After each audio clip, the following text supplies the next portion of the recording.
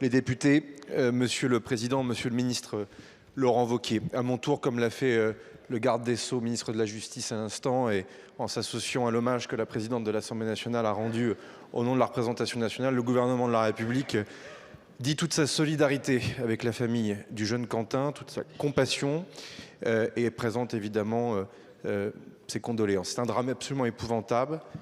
Les images sont insoutenables et il faut que ce qui s'est passé ne soit pas impuni. C'est la première chose déjà qu'il faut dire, le garde l'a dit à l'instant, c'est la première exigence, c'est que la vérité judiciaire passe, et je veux le dire, elle doit passer sans aucune pression sur les enquêteurs et sur l'autorité judiciaire, et le gouvernement dit toute sa confiance dans les institutions pour donner la vérité des faits et engager les responsabilités.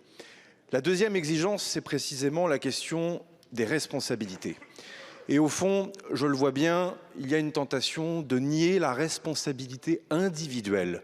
Dans notre société, chaque individu est responsable individuellement de ses actes.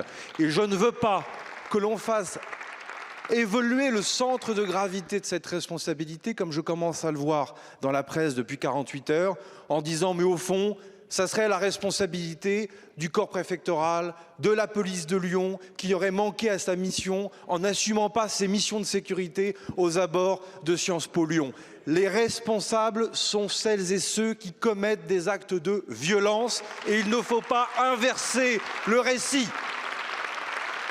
La troisième exigence, et vous la connaissez, vous en avez été en plus le ministre de l'Enseignement supérieur, c'est notre capacité désormais à protéger les débats intellectuels au sein de ces universités. Et on le voit bien, ces troubles à l'ordre public répétés, plusieurs dizaines, menacent ce qui fait l'identité de l'université française, c'est-à-dire un lieu de débat intellectuel, de liberté de rencontre intellectuelle. Et au fond, ces incidents à répétition, ces troubles à l'ordre public viennent justement mettre en danger cette liberté. Et moi, j'ai demandé au ministre Philippe Baptiste de resserrer le lien avec les recteurs, les présidents d'université. Malheureusement, si nous devons interdire un certain nombre de conférences, ce qui doit demeurer l'exception, il faudra le faire parce que c'est le seul moyen précisément de défendre nos principes qui sont cette liberté de dialogue et de production.